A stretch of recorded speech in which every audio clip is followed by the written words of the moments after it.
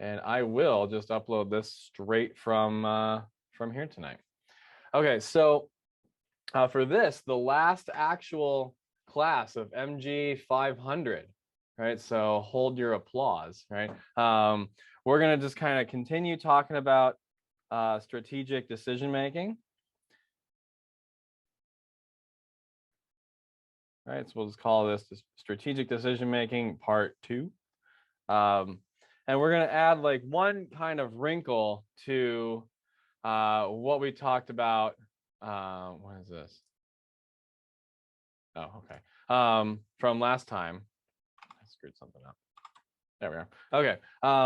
So last time, we talked about like dominant strategies, right? Do any of you want to remind me what those are? Just kind of like real quick. Like, what is it dominant? What does it mean for a strategy to be a dominant strategy? Go for it, Kim. Look ahead and reason back. That's so yeah, that's the other thing we talked about, right? So that's called backward induction. Right? And that's applicable in what we called sequential games. All right, so I guess I could have started there. Like we talked about sequential games, which is like one person moves and then the other person moves and then the other person moves, right? That's like chess is a sequential game. And then we also talked about simultaneous games, right? And that was where like rock, paper, scissors is a simultaneous game, right? So I had some fun with Hunter, like playing rock, paper, scissors, right? And I think I was winning the whole time. And then we did one where it was like I go first, or you go first and I go second, and that's not an interesting game, right?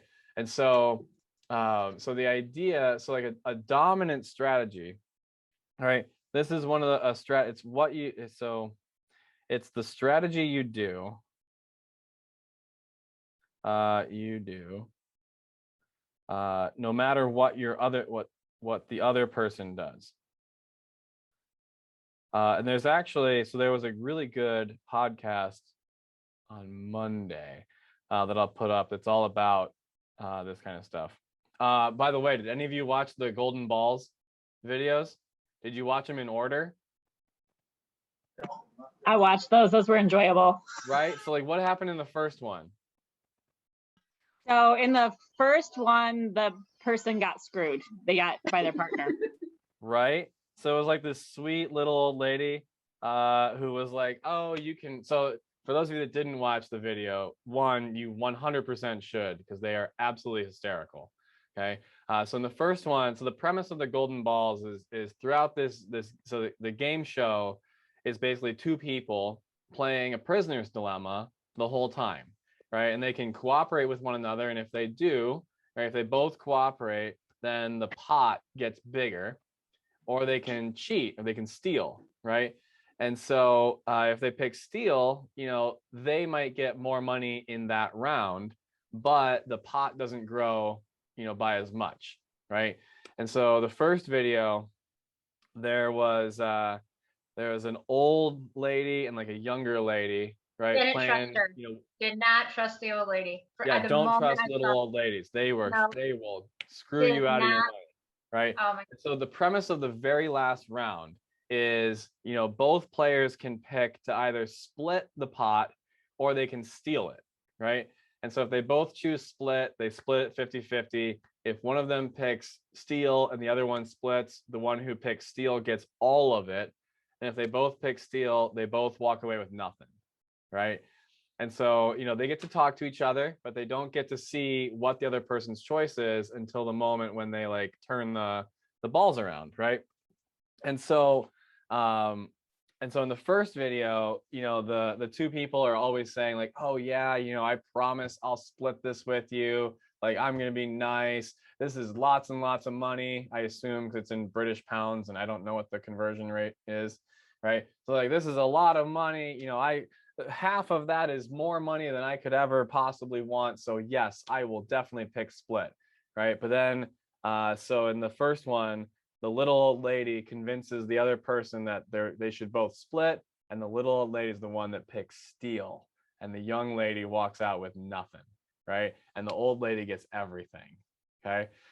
But then in the second video, yeah, so I kind of don't want to talk about it, but in the second video, it's two men who are playing it, and one of the men just gets up and he says, all right, listen, Abraham is the other guy, says, Abraham, I am going to pick steal. It's going to happen, and nothing you can possibly say will convince me not to steal, right? And so after a lot of back and forth, that they say that. Oh, and the guy who says I'm going to pick steal, he says, look, I promise you that after the show, I will go, like, backstage, I will split the money with you, right? So after, all is said and done, right, when we go backstage and they give me the check, I will, cut you a check for half of it, right? And so the other guy's like, well, then why don't you just pick split? And he's like, nope, I'm picking steal, right? And so eventually, the host is starting to get nervous about it and says, okay, listen, you got to make a decision. And so the other guy eventually picks split, right? And the guy who said he was going to pick steal the whole time picked split too, right? So he like bluffed, right? But he bluffed in like a good way, right? And so if you want some practice at, applying this stuff, what you should do is you should pause the video when they announce, the way the game is supposed to work, and see if you can solve for, what the Nash equilibrium is, or what the expected result of the game is. And I'll give you a hint, like the expected result is that both people will steal, and then the show will not have to pay any money.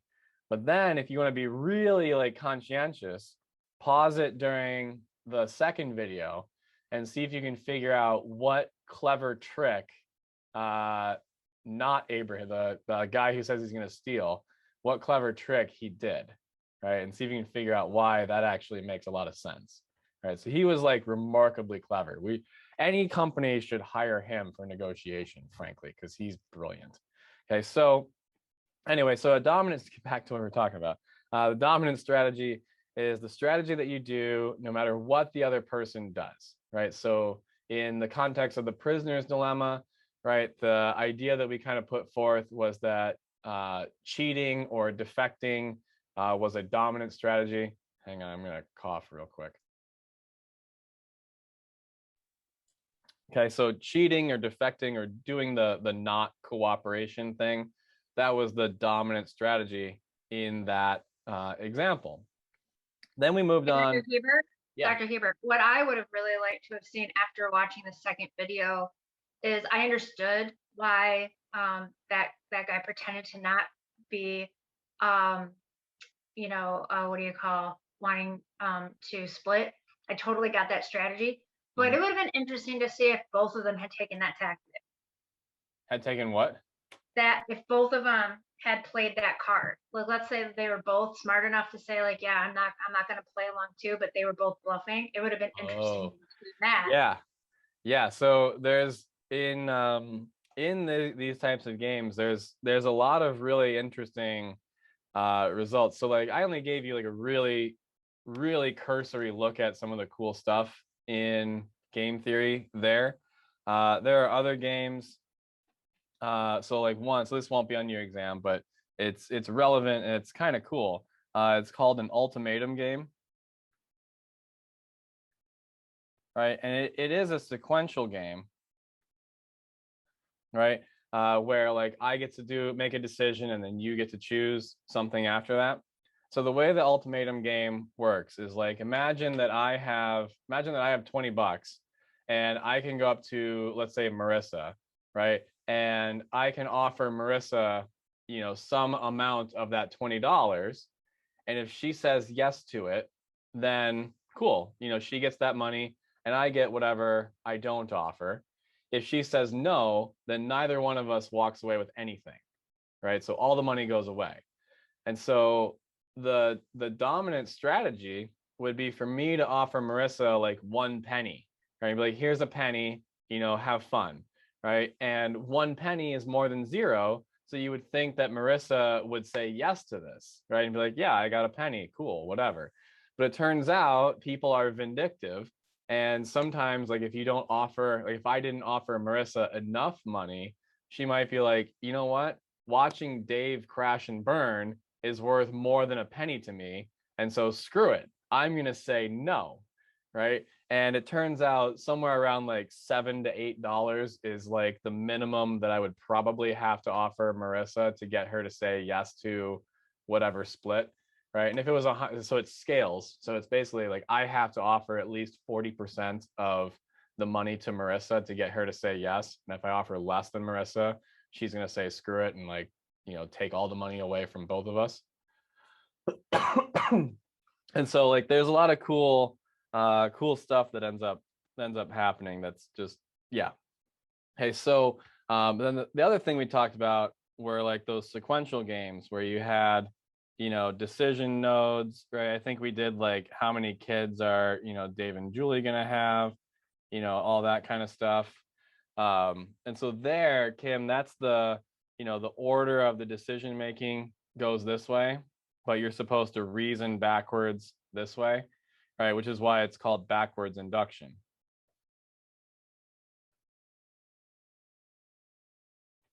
Okay, now in all of these, in everything we talked about last week, one thing that I kind of intentionally didn't make clear is, this applies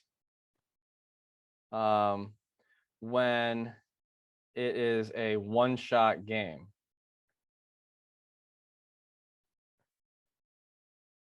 And by that, what I mean is you're only going to play that game with that person once. All right, you're never going to interact with them ever again. Okay. Now, how many people do you ever only interact with exactly one time in your entire life or in your daily life?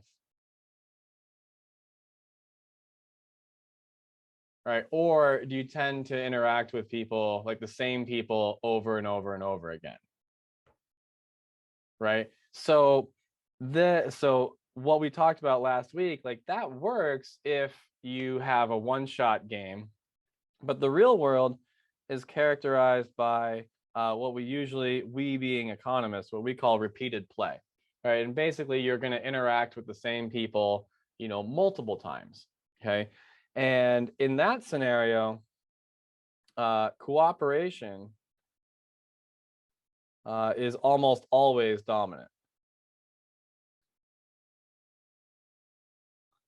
Can you kind of think about like why from a business perspective? So like it should be relatively clear that, in any role that you're going to fill, that you either currently fill or will someday fill in any business or like, job aspect, it should be kind of clear that like you could cheat your customers. Like you could, and there's kind of nothing stopping you from doing it, right? So then why don't you? Why don't you do it? I'm just turning my light back on.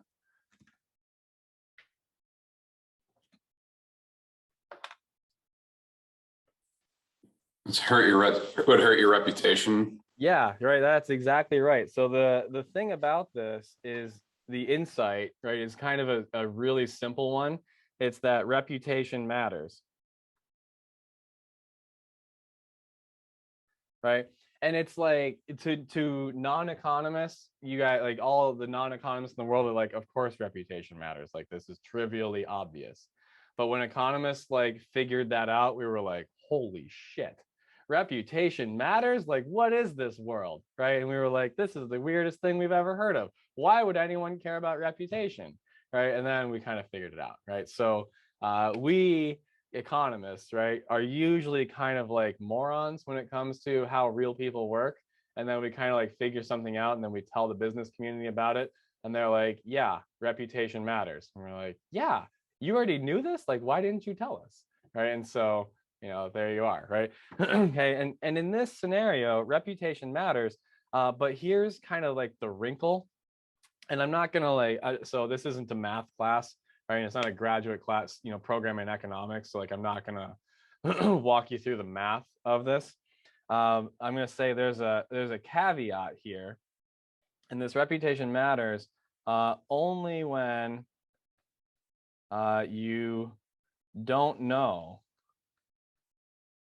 when the game will end. Right? So if you do know, like, hey, this is the very last time that you and I are ever going to interact ever in any capacity, then there actually is a much stronger incentive to cheat. But even still, it's weak. It's not as strong as like, I've never met you before, I know nothing about you, and I'll never see you again. Right? So last week, all those things were true. Like, I've never met the person I'm playing with, I don't know anything about them, and I'll never see them again. Therefore, I should probably cheat. Right? This, what we're arguing here, what economists have kind of argued, is that repeated play, where you do know the person you're interacting with, you know something about them, right? And you're probably going to see them again. You want to have a good reputation, right? It's the old adage that like, you're born with two things, your name and your word, right? Don't violate either of those things and you should be okay, right? Should be being sort of a normative thing. So Okay. just so when he keeps on coming back to me, so this is kind of like the used car salesman, right? Because you don't buy a car every other week, so they don't really care. They want to get you for as much money as possible and get you off their lot. Yeah, but even there, you know, the used car salesman knows that you know other people and could like tell them about your experience. And so, you know, yeah, the used car salesman is probably going to cheat you at least a little bit, but they're going to not cheat you as much as you might otherwise expect. Right? Precisely because word of mouth is super valuable. And that's just a form of extending reputations to other people.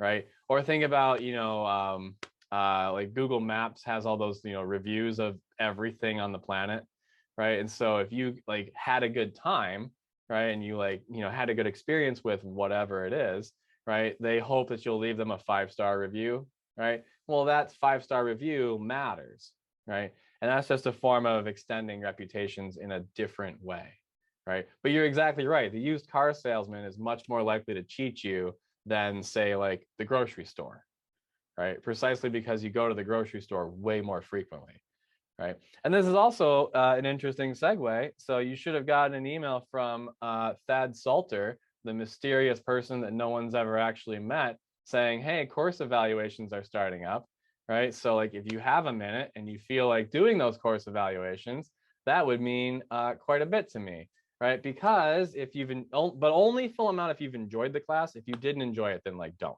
right? Obviously, right? Okay, so, but if you, let's see, like, all jokes aside, like if you could fill it out, I would really appreciate it. It is actually like a big, important thing, and it does help us a lot. But what you're doing is you're saying like, you know, either Dave was like helpful and instructive and blah, blah, blah, and you know, you're helping me develop a reputation for, you know, being good or being bad, right? Either one, right? And so like, you know, presumably you're all going to pass this class, and so I'm never going to see you again, and so we should just like end class now, and I should be like, fuck it, I don't care, right? And then we all go home and like, whatever happened. Yeah, Hunter's like, hell yeah, let's do it, right? Because he's never going to see me again either, right? Right, exactly. Okay. And so, you know, we should all defect. We should all just like go to the bar and hang out, and I'll be like, A's for whoever buys me a beer, right? And then you'd all buy me a beer and we'd be done, right? But instead, I know that like, you know, the reputation that I build within the program is going to matter. And so like, I would rather, you know, do something that is not my one-shot dominant strategy, which is just go to the bar and say, screw it, right? Because if we do that, do I have to grade anything?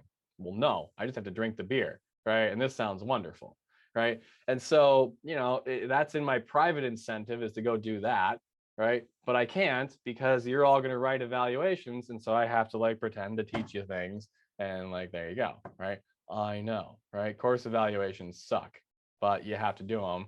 I mean, you don't have to, but if you would, I would appreciate it, right? But that's all what we're doing, right? Is we're talking about, oops, that's the wrong tool, right? We're just talking about reputation.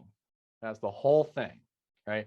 And it's all, you know, even if you and I aren't going to repeat our interactions, I am going to have repeated interactions with Aquinas MM students, right? Okay. And so you know, that's kind of like the big insight, right? Or the cool insight to me, right? Or you could just say like, hey, being honest, right? It's actually good, right? Not just from a moral perspective, but like it's actually good business strategy. I know, right? You're all like, the hell did I pay, $10,000 to take this class for? All right. And I'm like, I don't know. Great question. Right. Okay. So tonight, what we're going to do is get into more of, so there's still strategic decisions, but I'm going to call them more like managerial decisions, right? Because this is an program. And so like, we should talk about management at some point, right? And might as well be the last day. Okay, so so far, if you think about, what we've discussed, right? We've talked about like production, and consumption, right? And that was the supply and demand stuff. And still like international trade, that's all in production and consumption. And then we talked about, decision making, right? And I'm going to refer to that kind of as like you can apply that to corporate strategy at some level. Okay. And so tonight we're going to kind of like make this fuzzy and then try to make it clearer, if that makes sense. Okay. So here's kind of my question. And Sydney, you brought it up. So do most manufacturers actually sell their product to the customer? I wouldn't think so. There's Right. usually a middleman of some kind. Yeah, right. So usually it goes from like, manufacturing to like a retail store and then to the customer. Right. And so if you've ever, hang on, I gotta clear my throat. Sorry, throat's just really dry tonight. So if you've ever kind of thought about this, so usually we call these retail people middlemen. Okay. And so if you've ever heard like buy factory, direct and save, or cut out the middleman, or shop local and you save money or whatever, like at farmers markets, for example, like that's a direct, from the farmer to the consumer, right? Farm to table is what it's usually called, right? So like, why do we have middlemen at all? Like, why do they even exist?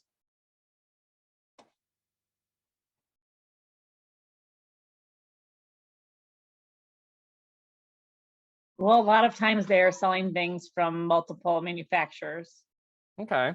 So like, Walmart exists because, they've got a million different products from a million different producers, right? And consumers kind of like being able to shop around for different brands at the same time, right? Oh, no, are you going to say something? Yeah, I was just going to mention it's sort of like a specialization. Yeah. So they can, if they're a producer, they can be really good at producing and produce a lot. And then if they're a seller, they can sell a lot and be really good at selling. Yeah. So as it turns out, most manufacturers, and this is most, so not all. So if you work at one that this isn't true, cool, good job, right? But most manufacturers are really bad. Oops, wrong tool. They are really bad at like dealing with customers, right? And most retailers, as it turns out, are really bad at making stuff, right? But the manufacturers, they're pretty good at making stuff, and the retailers are really good at, talking to customers, right? So it kind of makes sense from sort of a specialization, as Noah said, right? Or if you want to think of it in the same way that like when we import stuff from other countries, we're getting it at a lower price or a lower cost, right? Well, it's just gains from trade. right? Notable exceptions. So like Apple obviously controls like the production of what they're making all the way down to the distribution, right? So like they're involved, pretty much the whole way. But at the same time, you can go buy an iPhone from Best Buy without too much difficulty. Like they sell them, right?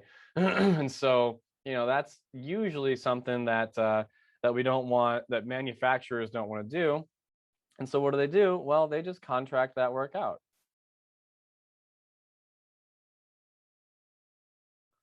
Right? And that kind of makes sense.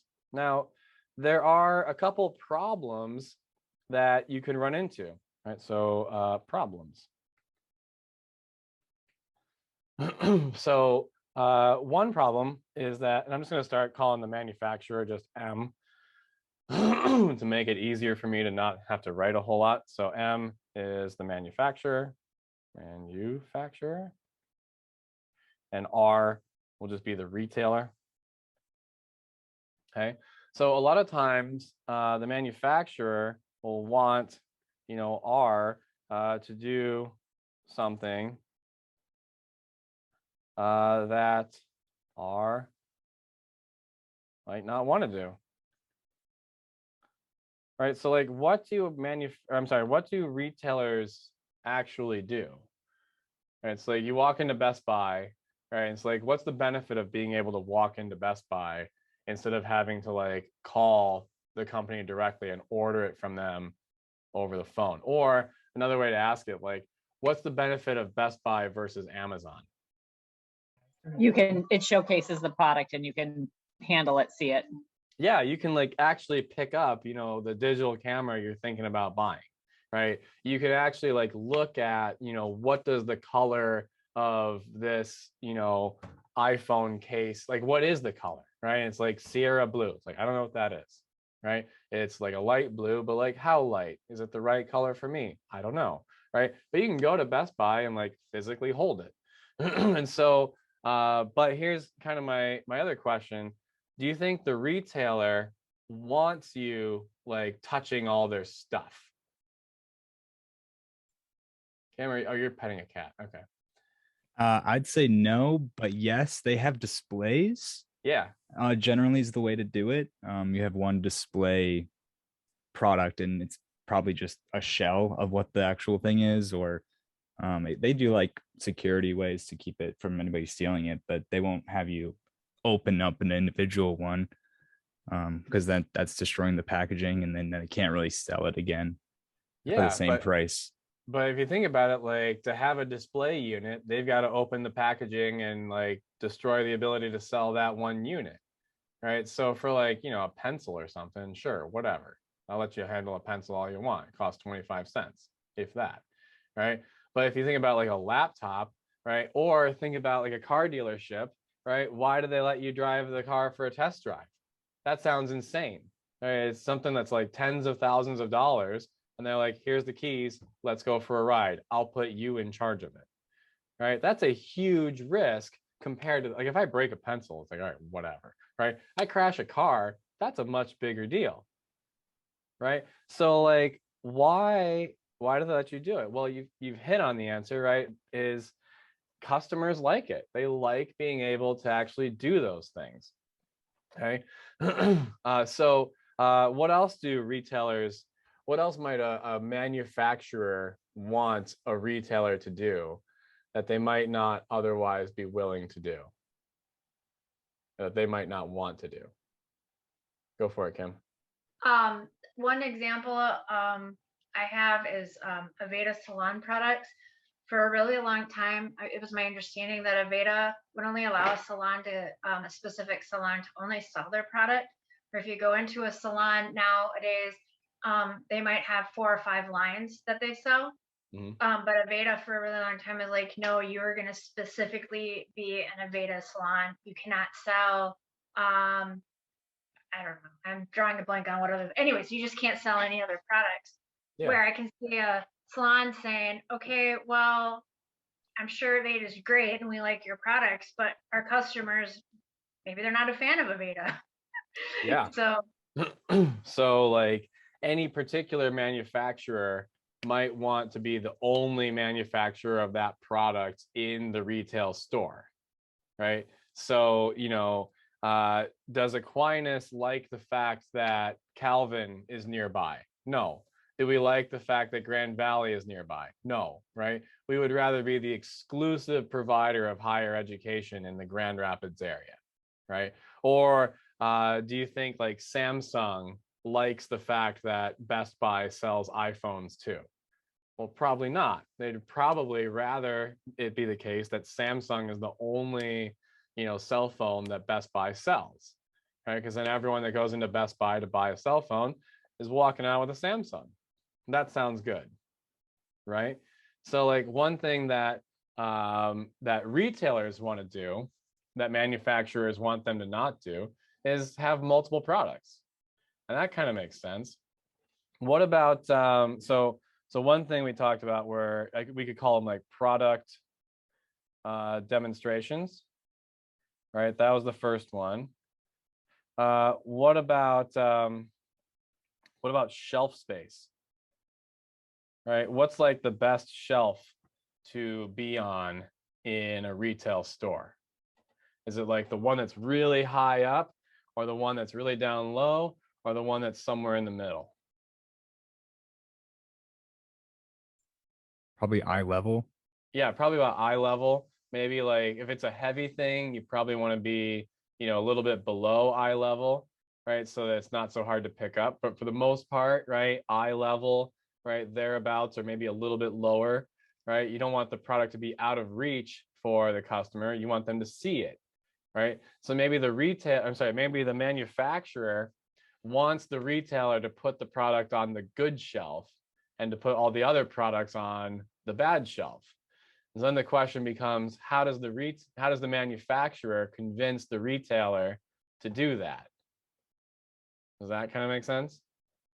Right? Like if you go to the grocery store, you might notice that they've got, 57 different kinds of beer that they sell, but Budweiser is always in the same spot, right? So why does Budweiser get that spot and other beers get different ones? Noah, you had something.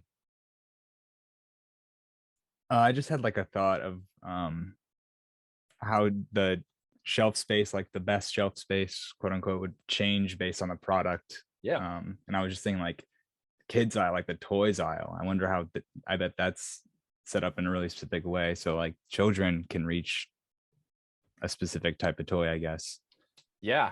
Yeah. You got to think. So that's a great question, right? So do small kids, is the preferred shelf, lower down, or is it higher up? Right. And that, so there you have a difference between who is going to buy the product and who is going to use the product, right? So I might be willing to bet that most kids' toys are sold to adults who are looking for like a birthday present or like a Christmas present or something like that. And so the more I think about this, the more I'm kind of inclined to think that the best shelf space for even kids' toys is probably still like adult eye level, but I'm not. Yeah, I think that makes total sense. Yeah, I'm not totally convinced of it, but I'm not disavowed of it either. All right, so I don't know. Does anyone, Sydney, do you know something? No, I can just tell you, Meijer puts their most expensive toys on the bottom shelf where the kids can reach them. Okay, but are those because also the biggest toys, like the heaviest toys? Not necessarily. Usually they're the lights and noisemakers, like Okay. a VTech keyboard, that kind Yeah, of thing. And Okay. it gets their attention and it makes my shopping miserable. Okay. I've got a 2-year-old, so I'm looking forward to figuring out what all these retailers are doing and trying to figure it out. And then I'll come in with examples in class and I'll be like, see, this makes sense. Right. And so, but that's, ultimately, so just to mention this, like all that economists want to do is we want to understand the world. Right. And there's like an infinite number of puzzles out there to try to figure out the answers to. And you guys have highlighted one that I've never even thought of, which is really cool. So remember, the goal is that you guys learn as much from me as I do from you. So like so far, I'm winning. I'm learning a lot more than you are. right? Because you guys are like, honesty is the best policy. I already knew that, but right? And I'm like, yeah, where should kids' toys go? I don't know, right? So there, I'm winning, right? Anyway, okay, so so we can do like stuff like that, right? What about what about Wait, did we ever say how Budweiser gets the same shit? Did we ever say that? oh no, we never got to that. Yeah, 'Cause so why I I'm mean I actually wasn't curious. well, it was somewhat rhetorical, but you know, there is an Oh. answer, and I do No. kind of know it, right? But Okay. yeah, so what do you guys think? Why does Budweiser, so for your reference, Budweiser is almost always on the bottom shelf, but it's almost always the tallest shelf, right? So it's just like a really tall shelf, and then there's a bunch of narrower shelves, you know, there as well. So why is Budweiser almost always on the bottom shelf? They probably sell the most beer in most grocery stores. They Okay, just have so a lot of different beers, I guess. Maybe they Yep. take up a lot of space, so that's incentive for the retailers to sell a lot of their beer. yeah, but then you could make a bigger shelf in the middle, right? And then Budweiser should be like, hell yeah, this is amazing, right? And then have like little teeny tiny shelves, you know, at the bottom and the top for all the other beers. Right. So why do you think they're always on the bottom? Right. So Well- let's back up for a second, right? And let's ask the question, how do, like, if you wanted to convince a store to put your beer on the best shelf, right? How do you do it? They pay for it. Yep. Right. How do they pay for it? Right. Because it's usually not as simple as just like, thought it hey, just- I'll give you $20 to put this on the good shelf. Discounted supply. Okay. So you can give them a discount on the supply of the product that you're going to sell. Right. That's one way. What's another way you can do it? Could they incentivize the sales of their product? Yeah, they could So say like like, hey, percentage back? yeah, so for every, you know, case of beer or whatever the product is that you guys sell, you know, we'll give you, you know, $1 or something like that. Right? You could do it that way. What else do they do? Sometimes they'll have their own, the suppliers, employees put it on the shelf. Yeah, right. And why would a retailer care about that? It saves them money so they don't have to pay somebody to put it on the shelf. Yeah, right. So that's the most common one. So Sydney, yours is the second most common one, where you pay people some percent of, you know, what the like some what's the word I'm looking for?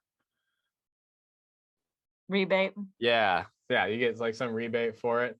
That's the second most common one. Noah, yours of charging a lower, you know, wholesale price it's still so these aren't uncommon, right? It's not like this never happens, but that of those three is the least common. The most common is the manufacturer's delivery people will actually be the ones that put the stuff on the shelf, right?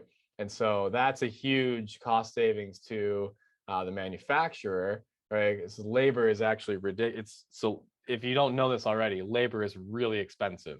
And so any way that a retailer can find to cut labor, they're like, hell yeah, let's do this. And so so now that we understand, you know, how you know, companies convince, or how manufacturers convince a retailer to put their product on the quote unquote good shelf, right? Why is Budweiser on the bottom? Because we've kind of established that the bottom is one that you don't want to be on, right? You want to be at eye level. So why doesn't Budweiser pay to have their product on the good shelf? I'm kind of assuming that it's easier to grab a case of beer and put it on the underneath part of the cart. Okay, so one reason is most Budweiser is sold in large packs, right? So I don't know the last time I've ever bought a 6-pack of Budweiser, right? Or Bud Light or anything like that. Most people are buying, you know, the big 24 packs or whatever. or the 12 bottles or whatever, form you want to do. Okay, so you want to have your heavier products on the bottom, both for shelf stability and because it's easier for customers to move it onto the bottom shelf of their grocery cart. That's one reason. What's another reason why Budweiser is not putting their stuff in the premium shelf? Is it because they have a well-known brand that they don't really need to be on that shelf because people already know of them? Yeah, they're kind of, so do you guys remember like the Kit Kat bar commercials? When's the last time you saw one on TV? It's been a while. Yeah, it's been a little while, right? And you're probably not going to see one for a while. Why don't you see Kit Kat bars being advertised on TV these days? Do you still remember the jingle? Yeah, of course you do. Everyone remembers the jingle, right? So why don't you see Kit Kat commercials on TV anymore? Because everyone has that jingle stuck in their head, so now everyone knows what Kit Kats are. Yeah, so why pay the cost to have advertising when everyone already knows about Kit Kat bars, and whoever wants a Kit Kat bar is going to go buy a Kit Kat bar, right? And so the same thing is almost certainly true of, Budweiser, Bud Light, and all those other beers that, Anheuser-Busch, InBev, whatever they're called now, makes, is like people are just going to go in there and they're going to buy that beer. And they're going to buy it whether it's on the top shelf, the middle shelf, the bottom shelf, right? They might go all the way to the back corner, through like a secret hallway and like find it, right? And so Budweiser is kind of like, why would I pay to put my product on a premium shelf when everyone's already coming in to buy my stuff? There's no reason for me to do this. And so what you typically see are the craft artisanal beers being sold on the premium shelves and not the Budweiser, right? And the craft ones, it's a smaller pack, 6-pack instead of a 24-pack, right? So that makes sense from a physics and stability, standpoint. But also they have the most to gain by being put on those premium shelves. Budweiser's like, screw it, we're going to sell 20 million bottles of beer this year anyway. Whatever, let's put it wherever we want, or this month probably, right? Okay, so all this stuff, right, is to me at least interesting. So like hopefully now you go to the grocery store and you're like, there's like some cool shit going on here, right? And like it's all right there. It's all just economics, right? So all those professors you've ever had where they're like, my subject is the one that dominates the world, and you're always going to use this. They all lied. I'm the only one telling you the truth, right? Economics is everywhere. Math, not there. History, screw it. Geography, not relevant at all to anything. I know, right? And thank God this is all recorded, so whatever. Okay. So anyway, okay. So other things that we can think about that manufacturers might want to do, right, is they could impose restrictions, right? So they could say something like, hey, you can only sell my product if you do, X, Y, and Z, right? Whatever those things are. So this is kind of coming back to the exclusive, shampoo at the salon, right? If you want to sell, our product, one, you got to carry the whole line, and two, we've got to be the only ones in the store that, you're selling, okay? And so, if you think about this on the surface, this kind of looks kind of great, right? So, so what we would expect to see if you had a restriction like that, where, only one manufacturer is allowed to sell in that retailer's, shop, that kind of sounds weird, but I'm going to try to make the claim that it should sound kind of awesome, right? Because, without these restrictions, so with no restrictions, retailers can, buy whatever they want,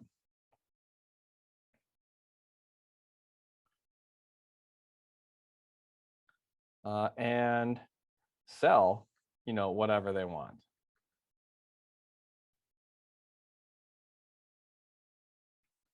Right? And that sounds kind of cool, And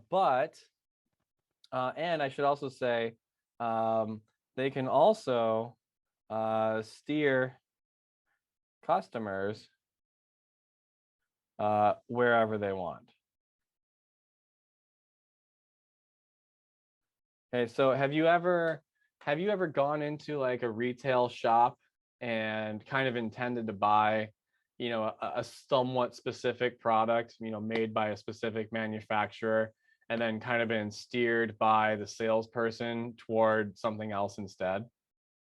Has that ever happened? Every time I go to Target, I Okay. like think I'm gonna go get one thing and walk out with a lot more than just one thing.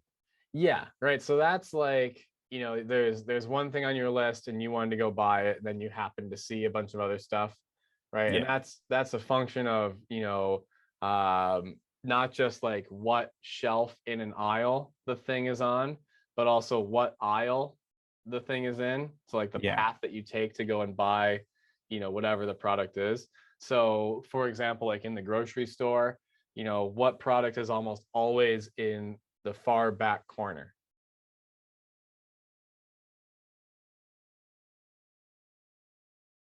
Is it milk? Yeah, milk is almost always in the furthest back corner, right? Just behind the beer, right? And so why are milk and beer almost always as far away from the entrance as you could possibly be? So you walk past everything else, Yeah, right. and So then you you walk see one past other this, thing because yeah, that's like a common thing to just go and get. A lot yeah, of people just lots of go get that. people, yeah, lots of people go to the grocery store to get a gallon of milk. And lots of people who do that walk out with more than just 1 gallon of milk, right? I don't mean they buy 2 gallons of milk. I mean, they buy a gallon of milk plus some cheese, plus some, you know, a Kit Kat bar, for example, plus some chips, plus God knows what else, right? So on the way to the milk, right, they see all these other things like, oh, that looks cool. I want that too, right? And so thinking about the path that your customer is going to take to the product, right, that also matters. But here, what I'm saying is like, maybe like to give you a concrete example, maybe you walked into Best Buy to buy, you know, a Huawei phone, and the Best Buy person, you know, came up and was like, hey, do you have any questions? You know, what, blah, blah, blah. Right. And you're like, oh, yeah, I want to buy like a Huawei phone. They're like, cool. Have you considered a Samsung? Right. And they kind of like push you over to a different brand of that particular product. Right. Have you guys ever had anything like that happen? Okay. Andy, you want to share? I remember back when cell phone or when smartphones were pretty new. I think it was when I was buying one at Verizon. They were pushing Android pretty hard at the beginning. I mean, I think they were. I don't think they had the iPhone at first. It's probably part of it. Yeah. So here's kind of my question. So first off, from a manufacturer's position, are you cool with them doing that? Or are you like not cool with them doing it?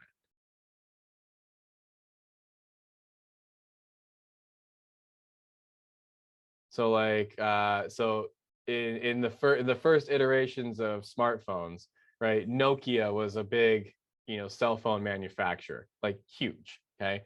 Now they're almost like non-existent, right? Or Nextel, right? Those types of phones were like huge. Now they're gone, right?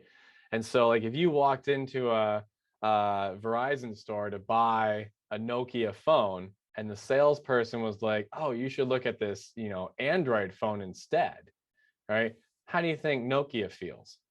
Are they going to be like, hey, thanks guys, that's one less phone I've got to make, thank you, I'm a really big fan of this, right? Or are they going to be kind of pissed off?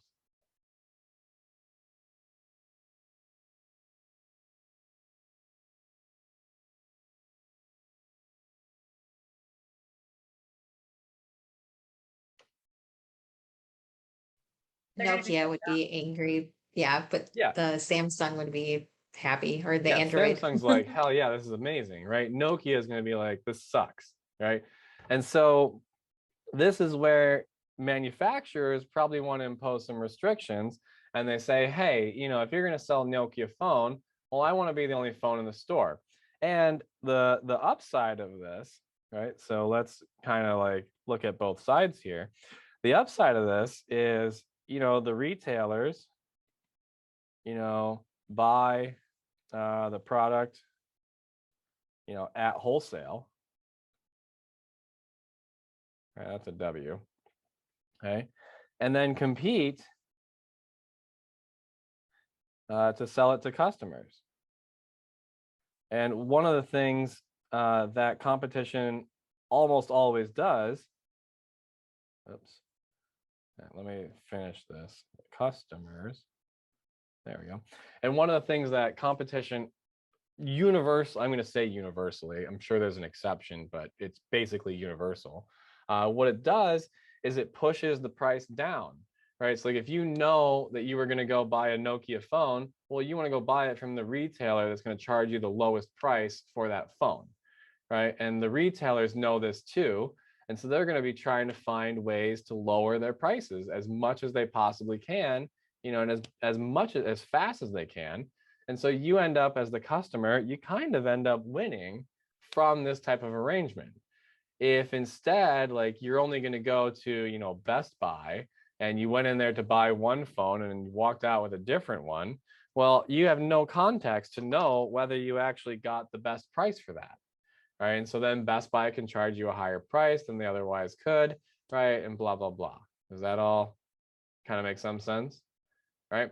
So on the upside of like these restrictions, there's the idea that like customers might actually save money. And that sounds kind of cool, or at least a little bit, to me, right? And so we do tend to see, so what type of company tends to impose these restrictions? Well, typically it'll be, brand name companies are the ones that try to do this, right? Unbranded, these are the people that try to impose restrictions, right? In other words, in a situation where like the name of the company or the brand matters, well, they're the ones that are going to be the most zealous to, to protect it, right? The like unbranded, or I might even say the off-brand, these, they say screw it, right? No restrictions, do what you want.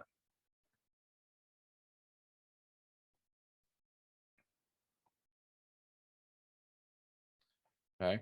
And so this kind of seems a little bit weird, kind of makes some sense, at least from the business's perspective, though I should say these restrictions, right, they also decrease the number of stores your product is in, right? So like you're in fewer stores, and that usually means that you're going to sell, a smaller number of these products, right? With unbranded or with no restrictions, anyone can carry your product, right? So there's like no real, thing to stop you from doing it, okay? And so one of the reasons why we still do see these restrictions for brand name products, right? One of the big reasons is what we could call free riding. Okay, so free riding it's a form of shirking.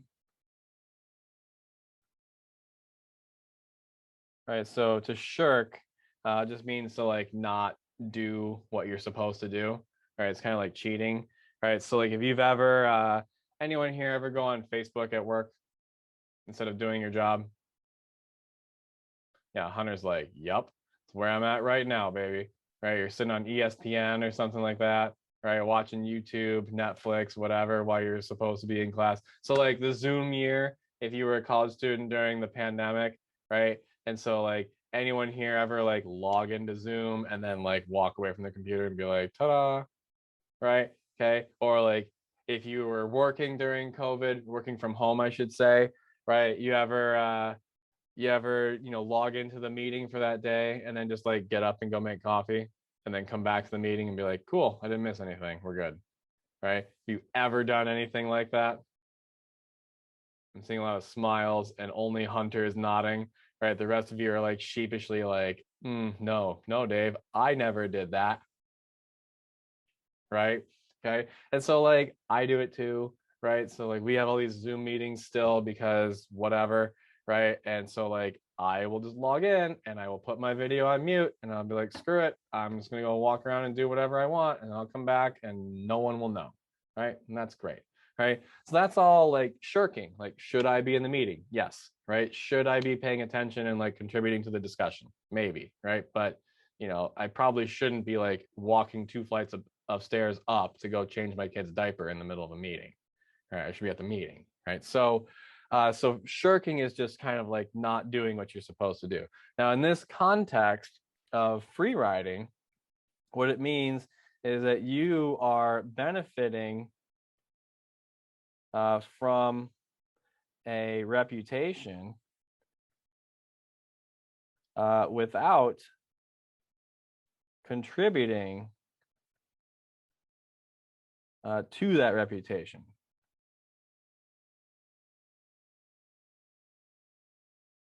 Okay, so let's say that what's like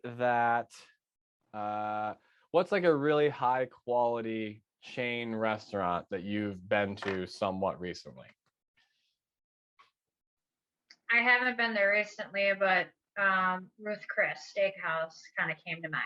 Yeah, Ruth's Chris, great restaurant, right? So Ruth's Chris is it's across state lines, like it's all over the country, right? And you can go to any Ruth's Chris and you know what kind of food you're gonna get, right?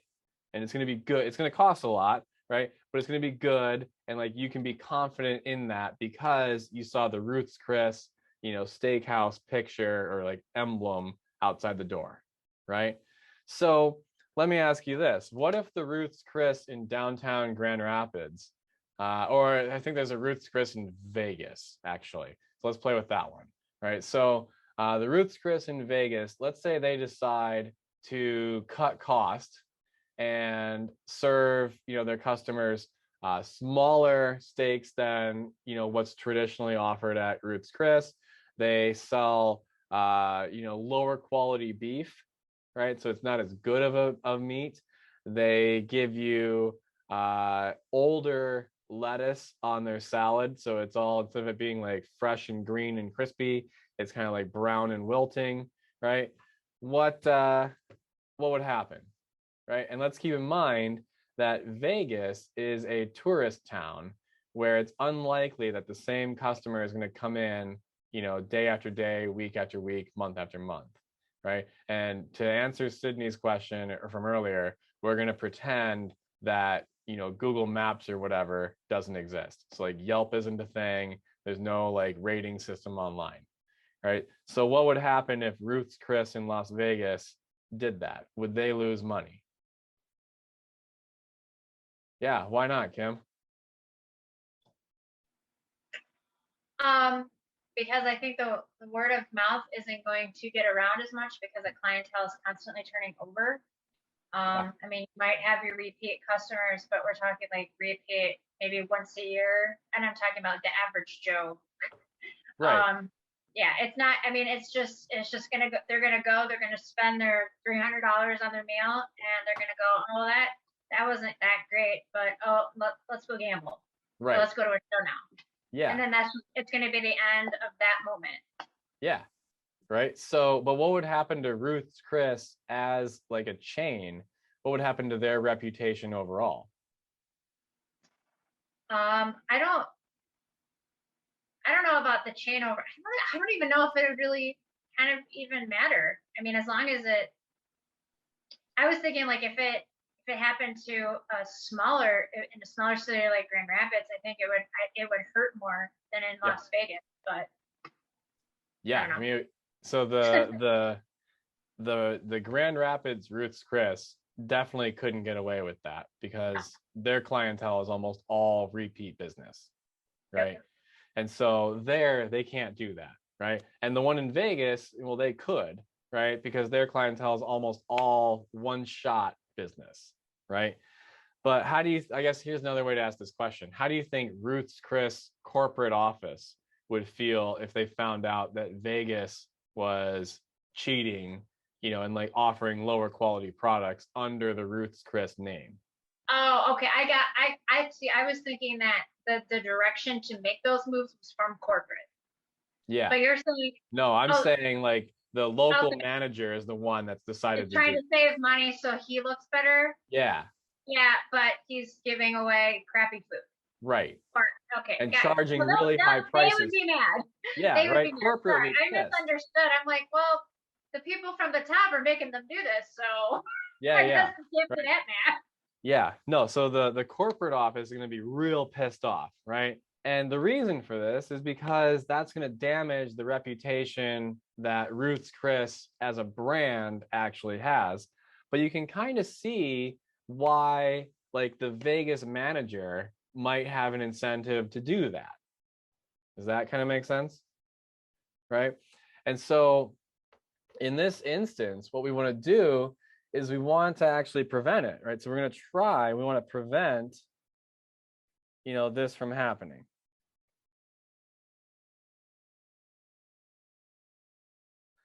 Right? The consumer obviously is harmed by this because they're getting a lower quality product at the same, you know, really high price. So like that harm is obvious. But the producer is harmed because now the perceived quality of their product is going to go down. And if it goes down by enough, right, well, then their business is going to cease to exist entirely. Does that kind of make sense? And so that's going to hurt, you know, the producer, right? And so there's a whole bunch of different forms of free riding. So like this is one, right? Another one is actually the product demonstration that we talked about earlier, right? So let's say, you know, you're the manufacturer, and you know, send a shipment of product to, you know, Best Buy or whatever retailer, right? And you want Best Buy to, you know, allow the customer to try the item out in the store, right? Well, why would the retailer kind of not want to do that?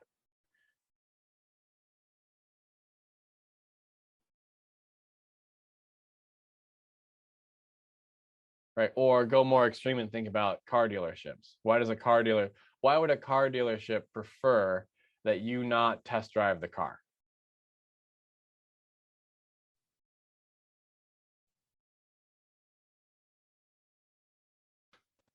Might find a fault, an issue with it. Okay, so the customer might find like a problem with the car, right? Why else might the car dealership might not want you to test drive? Andy, you had something. Because they want to sell new cars with as few miles as possible on them, so that when you do buy it, you're actually getting it something brand new. Yeah, so you want to have like as few miles as possible on the car, right? I guess let me ask this question. If the retail, so let's think of like a somewhat traditional model, and then we'll complicate it, right? So, you know, the manufacturer sells the products to the retailer, and then the retailer from that stock that they bought from the manufacturer is then going to sell it to the customer, right? And so once the retailer has bought the product from the manufacturer is kind of done, right? Like they don't care, right? If the retailer sells the product, cool. If they don't, whatever, right? The manufacturer has gotten their money, right? And so if you, the customer, let's say you like drive the car and you crash it, who has to pay for the new car? Or who eats the cost of that crashed car? Well, it'd be the retailer, right? Because the manufacturer has already sold it to the retailer, and now the retailer is trying to get you to buy it. Does that kind of make sense? And so, or think of, a little bit less catastrophic, but how many of you have ever gone to Best Buy and done a product demonstration and taken up an employee's time having them explain to you how the product works and then not bought the product? Yeah. Or you ever go to a clothing store and try something on and not buy it? Right? How do you think the clothing store felt about that? Well, they're like, hey, thank God Dave came in and tried on all these shirts today. That was really fun hanging out with him. Too bad he didn't buy anything. Right? Or do you think the employees and the manager are kind of like, son of a bitch? Now our workers have to fold the 50 shirts that Dave just tried on. Right? So like, wouldn't the clothing store like prefer that you just walk in, don't try anything on, and walk out with buying stuff? Right? And so the reason for it, right, is because the retailer bears all the cost of the demonstration. Right? And so ideally, the retailer would love it if you were just like, screw it. I don't want, if the retailer would love to not let you try a single car or try the product out. They'd love it if you just walk in, take it off the shelf, and walk out. Right? So here's kind of like one thing that I've always kind of wondered, right, is why don't car dealerships that sell the same, car, right? Why don't they say like, hey, go test drive this car at the other dealership, right?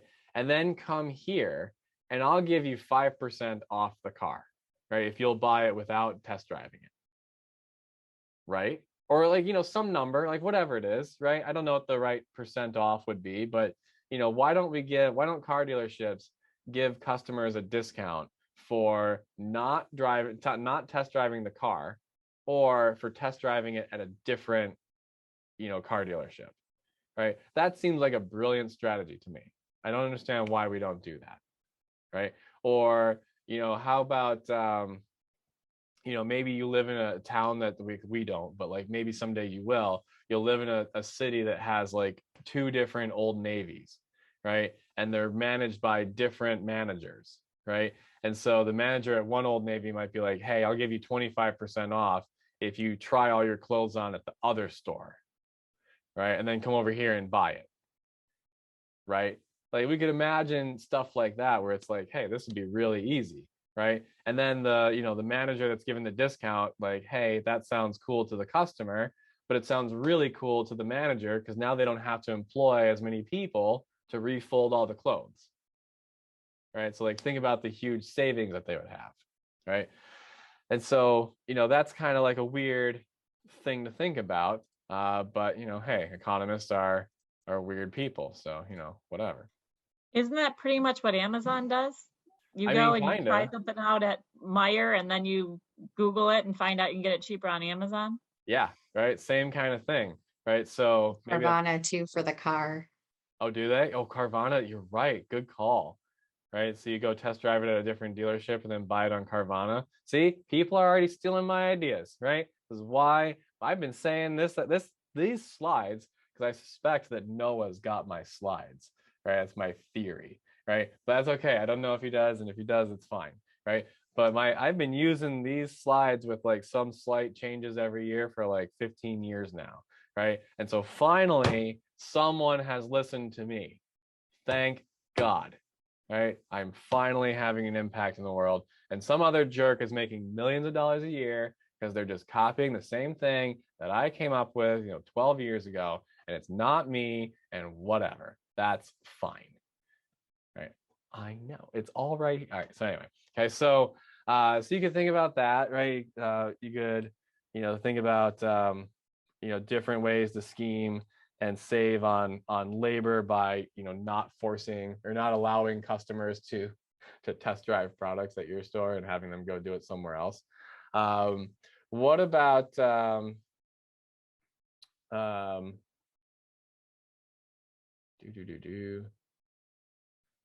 okay, so the other thing we can kind of think about and this is actually a lot more in line with the shampoo. Was it Kim? Were you the one that mentioned the shampoo earlier? Yeah. So this is a lot more in line with Kim's thing about the shampoo. You could have different types of manufacturer.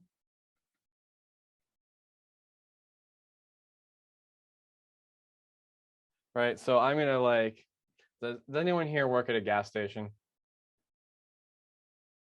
Kind of make fun of gas stations for a half a second. Okay. Or like, does anyone work at, I don't know, like Rite Aid? All right, cool. So like when you walk into a gas station, are you like, hell yeah, this is going to be a real quality shopping experience? Yeah. Has anyone ever like done that and been like, oh my God, this is just, this is great. Okay. So I'm going to posit something real quick. There's a difference between like gas stations, right? And then on the other end of the spectrum, so these are like low, quality, right? And I don't mean like they suck, but like they kind of do, right? They're just like no one goes there to just like hang out, right? And then, or oh, this is even better, right? So I shouldn't have done that.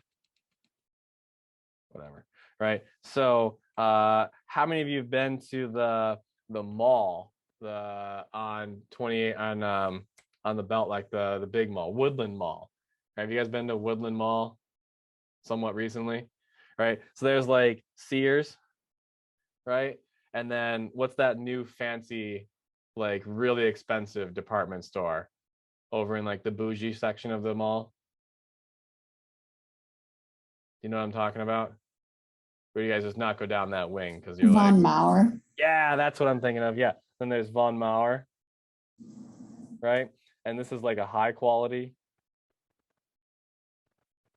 right? But at the end of the day, they both sell clothes, and you're like, whatever, right? At Von Maur, the tie is like $200, and at Sears or like whatever the other store is, right? It's or Macy's, right? So let's just pick on Macy's, right? At Macy's, the like same tie is like $30, right?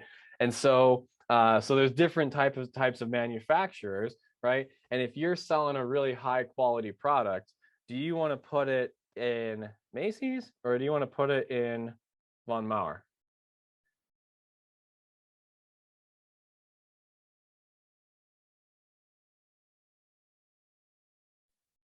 Von Maur.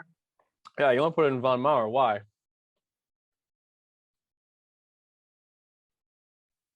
Because the kind of customers that come there are looking to spend more money. Yeah, right. So there's like some kind of spillover benefit to having your high quality product around only other high quality products, right? Because it attracts a certain type of clientele, blah blah blah.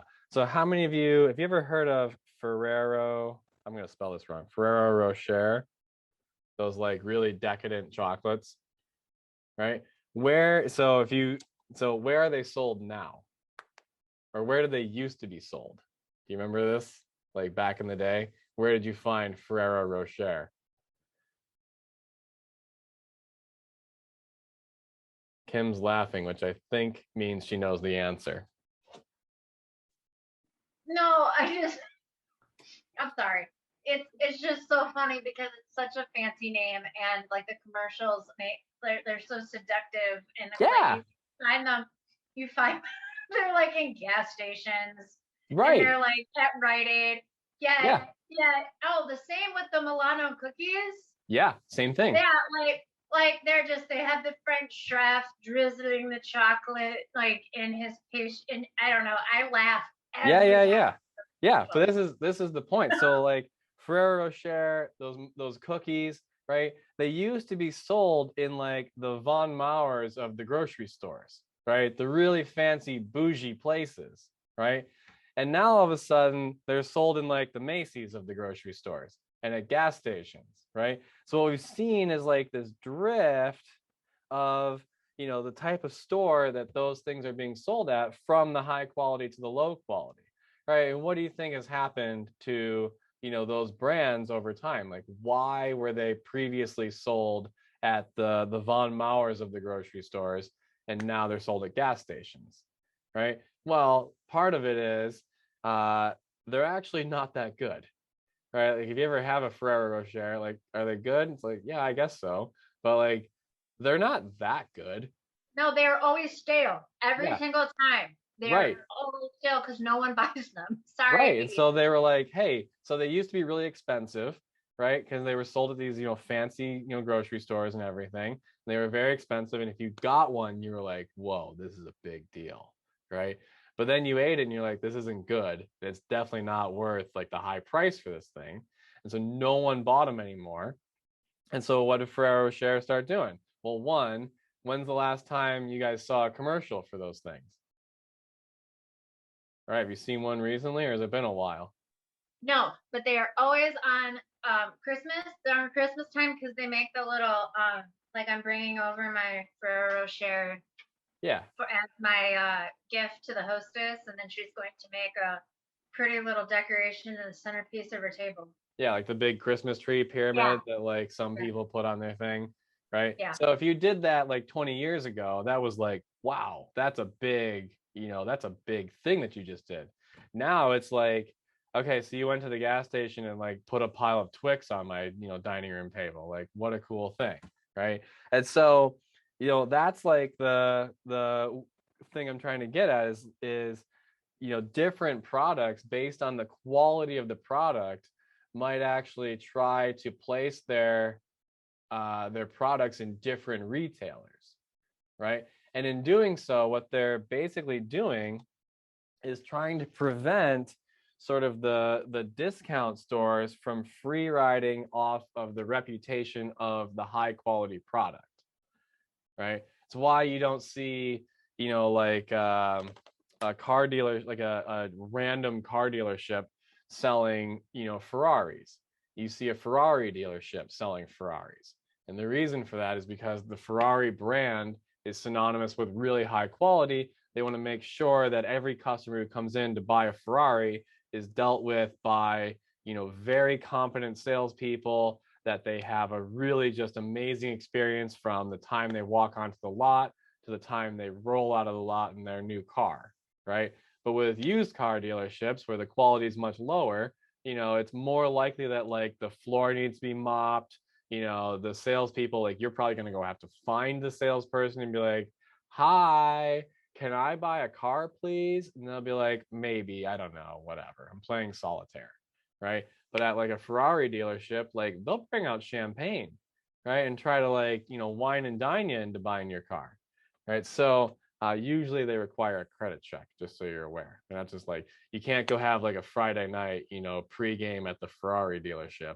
Be like, oh, well, I guess I didn't see a car I wanted to buy. Thanks for the wine. Cheers, right? So, don't get any bright ideas there. But, the idea, right, is what a low quality store would they want to sell the prestigious brands? Well, yeah, right? Because if they're carrying the fancy stuff, it makes them look like they're fancy, even though they're not, right? And so the manufacturer might say like, no, I'm going to make sure that my product is sold at a store that is up to my product standards. Does that kind of make some sense? Okay, do you guys want to take like a little break? Because I've been going for like 90 minutes. All right, let's take like, I don't know, how about come back at 7:30? It should be 7:21 right now. Okay, cool. I will see you at 7:30. I clicked stop recording instead of pause recording. But you won't notice anything because it just means I'll have more than one file for tonight, and that's fine. Okay, so let's kind of pick up where we left off. So so what we're talking about. Oops, wrong. There we are. So what we're talking about, broadly defined, is free riding, and now I want to see if you can figure out how advertising might end up being a form of free riding.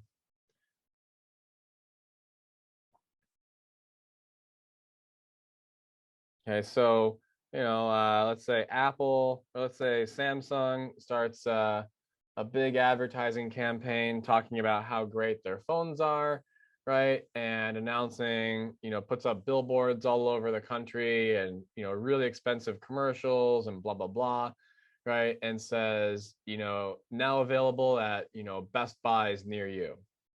Where's the scope for free riding in that kind of scenario?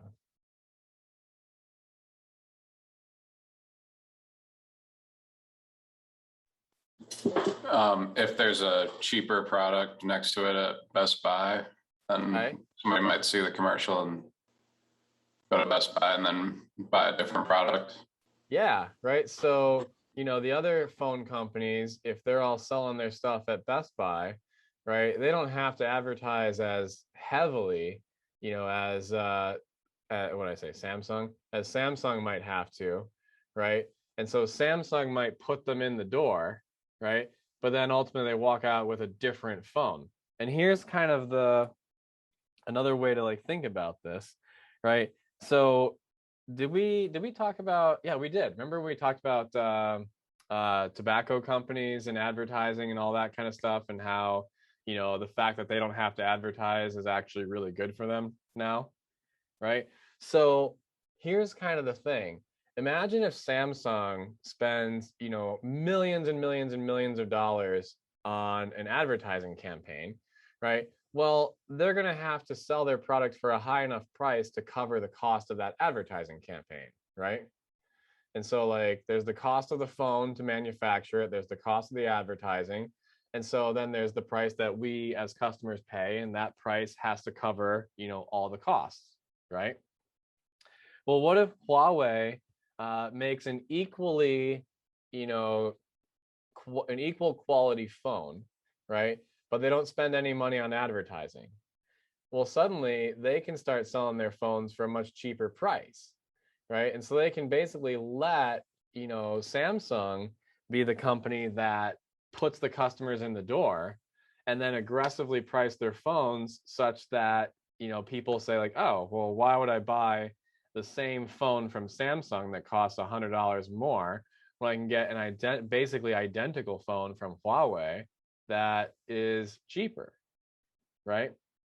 And so like you can have a free riding kind of thing there, right? This also works. So Sydney, when you mentioned that we could pay the employees for every like case of beer they sell, right? Well, what if instead of me paying for advertising, I just pay the Best Buy employees, a bonus for every one of my phones that they make? Well, suddenly I can get the retailer to change the way they pitch the product, and that's probably going to be cheaper than a national sales or advertising campaign. And so I could get the same result as advertising at a much lower price once Samsung does the work of putting people in the store. Does that kind of make sense? All right, and so that would be like another form of free riding. Okay, and so this is what we could. So what would happen if this free riding, kept going? Well, eventually Samsung's going to stop advertising their phones, and then what do we have to do if we want to learn about the latest and greatest cell phone?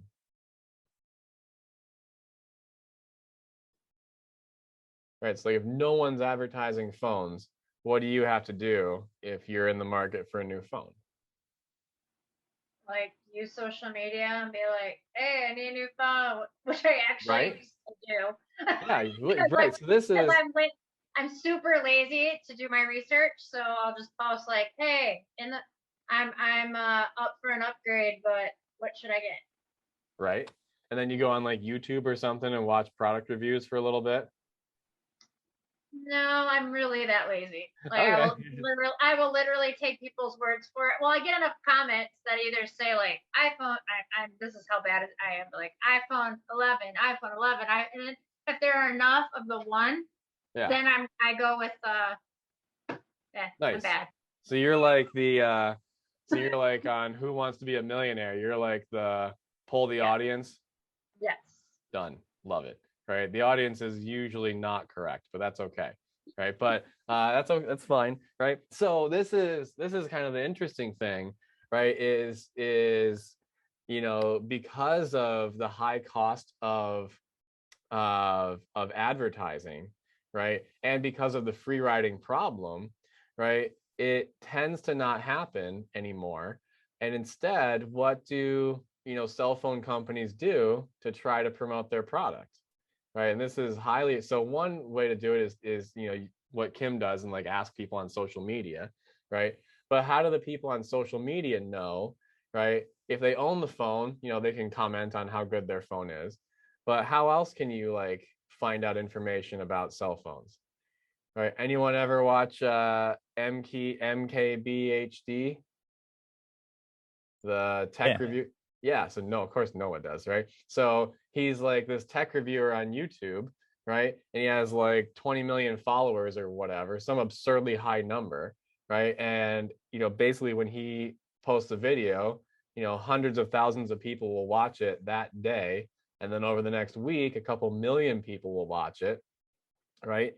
And so what do all the cell phone companies do when they make a new phone? Well, they Send it send to 'em. one to him, right? And then he does a review of it. And then all of a sudden, millions of people can now see, their product, right? And sometimes they even just give him the phone like outright, like, here, you can have a free phone. Go nuts, MKBHD, have fun, right? And so for the low price of one cell phone, which is, in today's world, it's like $1,200 for the, flagship phone, right? For $1,200, they just reached, 20 million people. That's pretty damn impressive, right? And so we're kind of start getting to a world where we're no longer seeing like traditional advertising, and we're getting into sort of the product review. It's even getting to a point where he is now reviewing like cars, right? So they don't send him the car to keep, but they'll send him like a demo car and be like, hey, drive around and like make a video about your thoughts and feelings on it, right? And so then he like drives the car around for a week or two, right? And then he makes a video being like, I love this car or I hate this car, right? Either one. And so, that's kind of that's like a somewhat recent, new development in the marketing field, is moving away from traditional marketing, especially for consumer electronics, and into sort of the YouTube space, which I just think is really cool. Okay. But the overall point that all of this is meant to kind of get at, I shouldn't have erased free riding, whatever, is that this free riding problem and the free riding problem leads to sort of like bad outcomes for consumers and producers, right? And what we want to do is try to find a way to prevent all of this stuff from happening, okay? And so the way we can do it, right, there's a lot of different ways, but some of the more common ways to do it are things we've kind of discussed, right? One is the manufacturer can send employees to the retailer to work. Okay, so if you've ever gone and bought a phone from Best Buy, odds are pretty good that the person that you bought the phone from, or that like sold you the phone in the store, didn't actually work for Best Buy. They worked for the company, the cell phone company, right? If you go and talk to, so I'm picking on Best Buy, just to me, it's like the easiest example. If you go to the Apple section of the Best Buy on 28th Street, right? The person working there, like in that area, they work for Apple. They don't work for Best Buy, right? Go for Kim. So Dyson does that at either Costco or Sam's. I'm pretty sure it's Costco. If you want to buy a Dyson vacuum at Costco, you actually have to buy it from a Dyson employee. Yeah. That right. is, yeah. Yeah, Costco and Sam's Club do it. So same thing with so they sell cell phones, they sell cable TV packages sometimes, right? And when they do, there's always a worker from that company selling that product, right? And there, what they're doing is the same thing we talked about, right? They're trying to reduce the cost to the retailer of labor, but also have an employee in there who's not going to be like, oh, hey, you came in to buy this one product from Dyson. Well, here, come look at this Shark vacuum instead, right? They're moving away from doing that and basically saying like, hey, I'm putting the customer in the store. I want to make sure they walk out with my product and not someone else's. Does that kind of make sense? Right. And so like we're finding this happening more and more at different retailers. So this is the weird thing where, you know, the manufacturer might kind of not be all that good at being a retailer, but they might actually want to hire good salespeople to go work on their behalf at the retail location. Does that kind of make sense?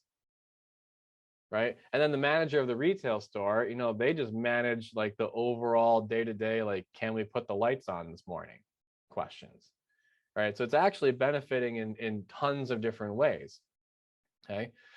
Now, so do I want to get into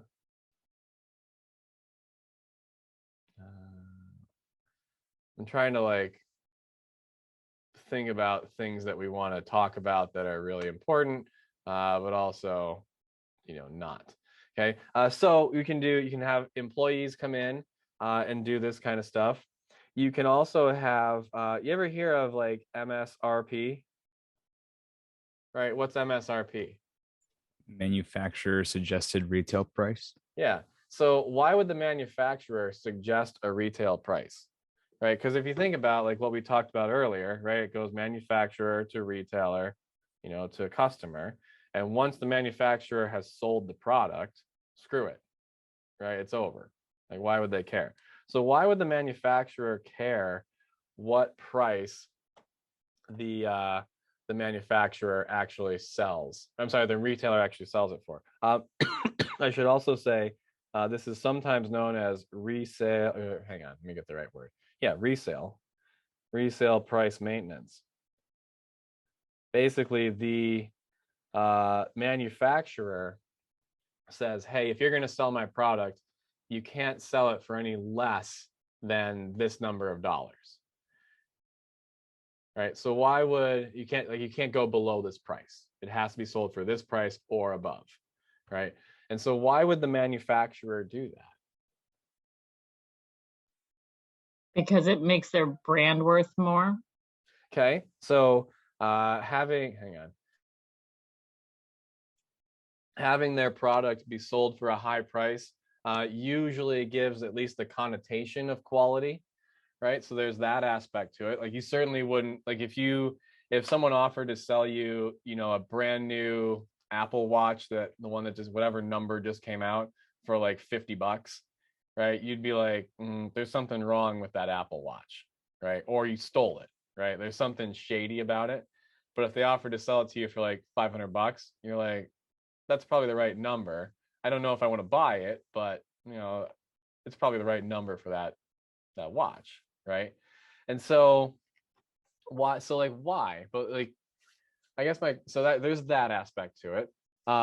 You could also think of it as, remember we talked about, so like, you're probably all familiar, there's like the wholesale price,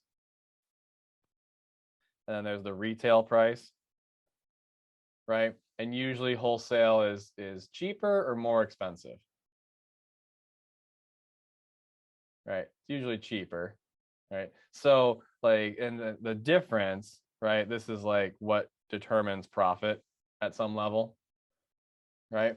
And so if you can have a low wholesale price and a high retail price, that's going to increase the profit margin for the retailer, right? But here's kind of the thing. If the retailers are all competing with one another to sell that product, well, they might actually push the price of the product all the way down to the wholesale price. And so that sounds really good for like you and me, the customer, because then we get the product for a lower price. But it sounds kind of bad for the retailer, because then if they're not covering all their costs, they go away, right? And if they go away, well, then you and I can't like walk into Best Buy and like comparison shop, right? We'd have to like order online, sight unseen or order from Amazon and like deal with potential returns and all that kind of stuff, right? And so one thing that manufacturers have figured out is that if they just say like, hey, there must be some profit in this for every firm, every retailer, and we're going to ensure that by making you sign a contract that says, hey, if you're going to sell our product, it has to be sold for this many dollars or more, right? So they basically stop the price competition in its tracks. Well, then they're actually protecting the interests of the retailer. Does that kind of make sense? Okay. So you can have, some sort of a resale price maintenance or MSRP kind of thing, right? Usually when you see MSRP, it's like the car dealership is saying like, we'll give you $1,000 off MSRP, right? And the difference there is there's an MSRP and then there's an agreement that says like under what conditions they're allowed to go below it. And then the car dealership meets those conditions and then, they can go below it, right? So usually it's tied to the volume of cars that you sell. So like if you're a big dealer, like a big car dealership selling, hundreds of cars a month, right? Congrats, you're allowed to go below MSRP. Right? If you're a small time dealer, so like if you and I tried to start up a car dealership, we would probably not be allowed to go below MSRP, but that just makes it harder for us to start our business. So that's the potential downside. You can also have, I'm going to call it like exclusive territories.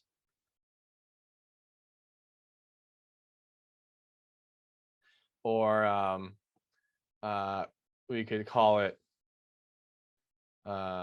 exclusive territories or exclusive deals, where you're basically saying, you specific retailer, you're the only one allowed to sell this product in this area, right? So have you ever, do you know of any companies that are the only ones allowed to sell that product in that area? Cable. Yep, cable's the most common one. So for the most part, cable companies are the only companies that are allowed to sell, internet, cable, TV, etc., in a specific area. Do you understand why? Like that's the case?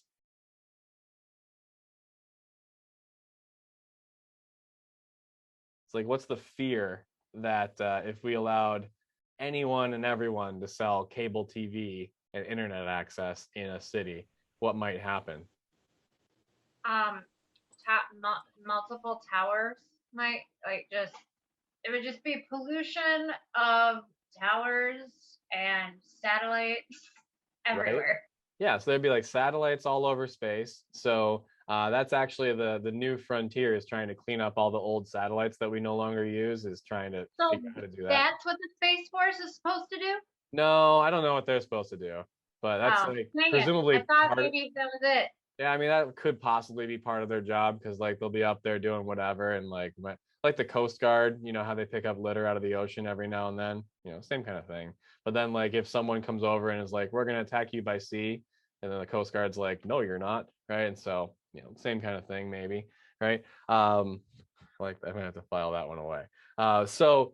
You could, so yeah, so what the hell are we talking about? So cable. So the fear, right, is that not only will there be way too many satellites up in orbit, but there'll also be too many cables, like electric lines or utility lines going all over the city. So if you look at, so it wasn't always the case that we let, electric companies, cable companies, et cetera, have this geographic monopoly. And if you look at pictures of old cities, you actually see wires like all over the place. And the townspeople got really upset about this. And they're like, hey, this kind of sucks that we have wires everywhere. Like you can't, in some places, like you couldn't really see the sky even during the day because there were so many wires in your way, right? And they're like, this is unsightly. We would like this to go away. And so local municipalities were like, hey, you're the only two companies that are allowed to sell electricity in this area. The downside, right? How many of you have ever called the cable company and been like, this was an enjoyable experience. I'm really happy with how this worked out, right? So that's the downside, right? Is typically customer service sucks. Typically, the price is a lot higher for the product, and typically the quality is a lot lower. So there was a recent study that came out that says Americans pay far more than any other country for internet access, and our internet sucks compared to other countries, right? And part of the reason for that is that there's just a lack of competition in that space. But the upside of it is that we're not inundated in wires, right? So there's like a trade-off going on there, right? The exclusive deals, that's saying, you know, if you want to sell my product, then, you know, I have to be the only product in the store. So there it's kind of like saying, you know, if you walked into the Apple store and wanted to buy a Samsung phone, like clearly no, that's not going to happen, right? And so, you know, there you give them the exclusive deals. Or if you remember what when the iPhone first came out, what network got it? AT&T. I think it was Singular, which then got bought by AT&T for the iPhone rights, right? Which I think, I'm not totally positive of this, but yeah, it was basically AT&T, right? And so what they did there is they said, hey, you know, you have exclusive rights to sell the iPhone for, you know, the next 5 years or whatever, right? And so like that was a big deal for AT&T. Now, obviously, you can get an iPhone on any network you want, including, ironically enough, Google's cell phone network that they started creating, which to me is like, what the hell is this? But, you know, whatever. You could also have what we could call, these are called maximum purchase agreements, or requirements rather.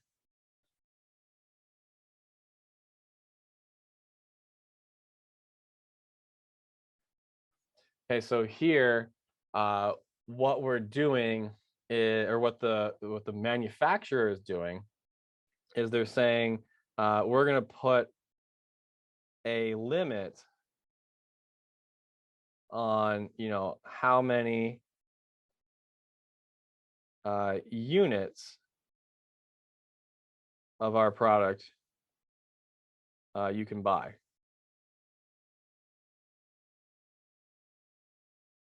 You, the manufacturer, the retailer, can buy. So why would a manufacturer do that? Why would they say, hey, you're not allowed to buy more than this many of our product? What benefit does that bring the manufacturer?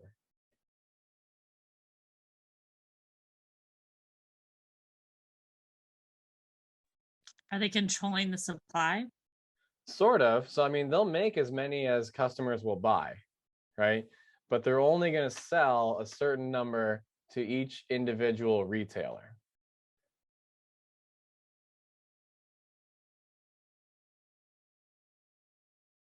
So like, what does that accomplish if you do that? Does it give the illusion of it being like kind of like a coveted item? Okay. So it makes it look kind of like a coveted item, right? Where it's like, hey, I've only got, you know, this many in stock, and I'm not going to get any more for another month or two or whatever, right? So there's that aspect to it. What it also does is it increases the number of stores that your product is going to be in,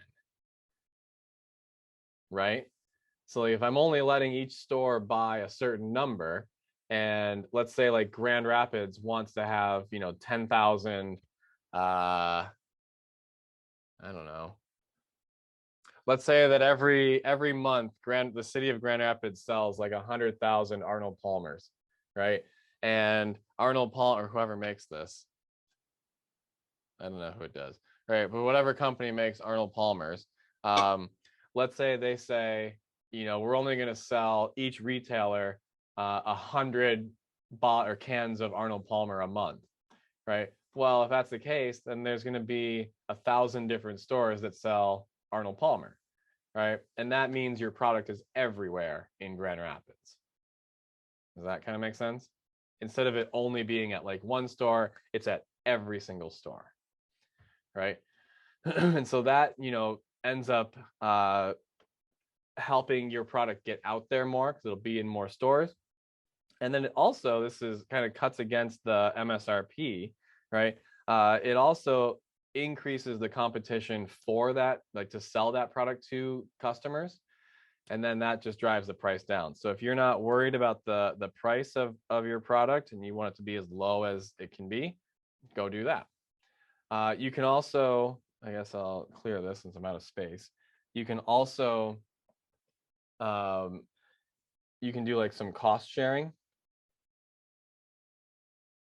Okay, so we've talked about labor cost sharings, but what you can also, let's say labor, right? That's an obvious one.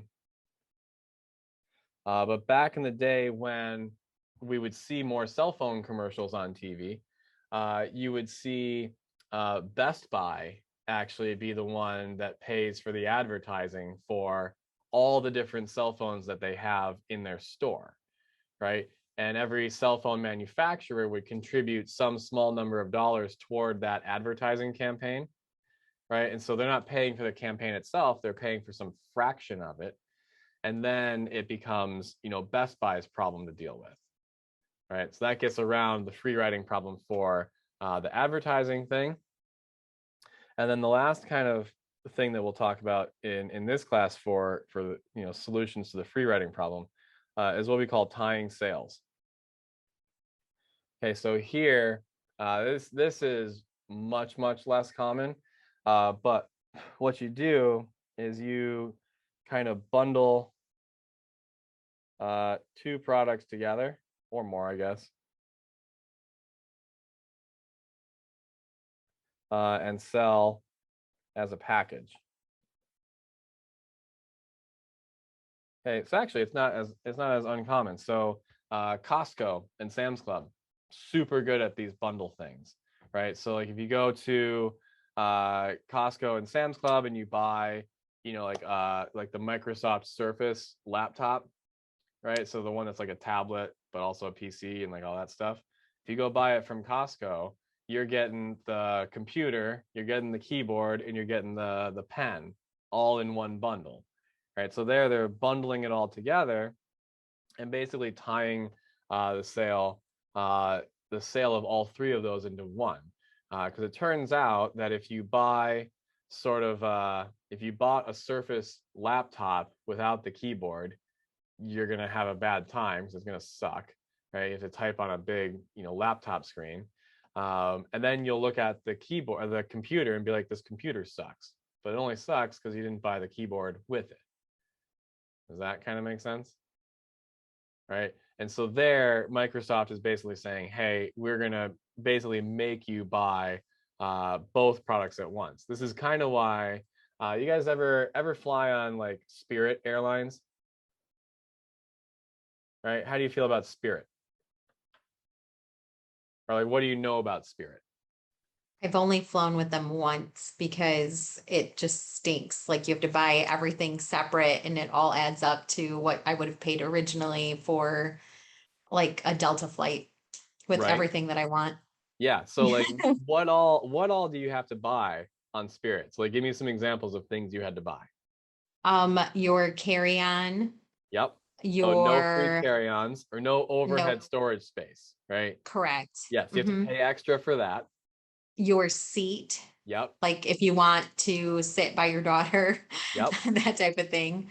And then I guess all the other like any insurances for travel, things like that. Yeah. So But travel stuff insurance. that would normally be like something I would automatically get if I bought a Delta flight. Yeah. So the last trip that my wife and I took, we went to Iceland and we flew on this airline called WOW, right? WOW Airlines is now gone. Okay. And the reason it's gone is because they tried to do the Spirit model. And basically, like if you wanted overhead storage, space for, an international flight, it was an extra like $50. Right? If you wanted to check any bag at all, like not your first bag, but like any bag, right? Or yeah, it'd be your first bag. That was an extra like $200, right? If you wanted I was surprised they didn't have like a quarter machine on the bathroom, right, to charge you for that too, and then like a nickel machine for the toilet paper or whatever, right? I mean, it was remarkable how much stuff you end up having to pay for on these types of things. And so, you would fly on this, and my wife and I were like, we're never flying WOW Airlines again. Marissa's never flying Spirit Airlines again, right? But I bet you that if they tied all those things together and gave you those things as like a package deal, you'd be like, you know what? This actually wasn't that bad of a flight, right? Now you're just annoyed because you feel nickel and dimed. So I think that's hilarious because I love Spirit for that reason, that people aren't messing around with their baggage. I can get on and I don't mind paying $5 for a snack. Like, Yeah. that's hilarious to me because I'm like exactly the opposite. I love it. But this gets at the differences between customers, right? So like some customers, if you're traveling like for one night to go somewhere or 2 nights, or if you just don't like dealing with people that have lots of stuff and you want to like guarantee that you're going to get the overhead bin above your seat, right? Because on Delta you don't always get that. You might have to put your bags somewhere way behind or somewhere way up front, right? And then you're just gonna have to like trust that no one goes through it, and you're like, this is weird, right? And so some people actually really just love like Spirit and WOW. As it turns out, in WOW's case, not enough people felt like you did, and so they went out of business. But Spirit, is so like if I'm going somewhere for a night or two, yeah, I can fit all the things I need in a backpack, and I don't have to pay for anything else. And so like, cool, I'll fly Spirit. That's a great, like the chair is fine, right? Especially if I'm flying by myself, I'm like, screw it. I don't care what chair I sit in, right? But if I'm going anywhere like with my kid or with my wife, or if we're going anywhere for like more than 2 nights, I'm hopping on Delta, right? And the reason for that is because the tied sale makes a lot more sense, right? So it depends on, what type of traveler you are, right? And so if you're someone who if you're like upgrading from the Surface Pro 6 to the Surface Pro 7, you don't need a new keyboard, you just need the new like computer part, right? And so you just go to some other like Best Buy, and you just buy the computer part and you use your old keyboard, right? This is why I love the fact that Apple no longer includes a charger in their cell phone box, right? Because if you think about it, we all as consumers had to pay for that charger, right? But the charger was the same charger for like 10 years, right? And we all probably have a million of them. In fact, I have some that like I don't even use Apple chargers anymore. I use a different company's chargers because I like them better. And so I love the fact that Apple's no longer including a charger in their box, because it costs less money in the same way that Spirit Airlines costs less money for the plane ticket than Delta does, because they're not tying in all this stuff that I didn't actually need. I would love it if Apple even moved to not even including the cable, right? Like I don't even need that because I got a million of those damn things flying around. At this point, I give them away to students who like their phone dies and like, here, just take a charger, take a cable, go nuts, like go away, right? And so like, here, if you ever need a cell phone cable, come at me. I will give you one. I will give it to you, right? I have 6 in my cabinet right now, right? So if you want one, come to AB 207. I'll give you one, right? I even have one of them's like 8 feet long, so I'll give you that one, right? Whatever, right? So this tying sales thing, so all these things that we just talked about, it's not like every single company is going to do, all of them. You're going to do the ones that make sense for you to do because they solve the problem that you're facing. Does that kind of make sense? So like one of the roles in management is to understand, what problem are you facing, right? What sort of like, where is the problem? Like, what is the source of the problem? And how can you like get past that problem? Does that kind of make sense? Okay. I guess, let me see. Oh, here's kind of some other smorgasbord of some stuff. You guys ever walk into a bank and notice that it's pretty high quality? Like the furniture is nice, the carpet's always nice, the tile floor is nice, the desks are nice, right? Why do you think that's the case? Because like, couldn't they just go to IKEA and get a bunch of desks there and like be like, whatever, right? An IKEA desk works just as great as like a fancy, you know, expensive desk. So why do banks all use expensive desks?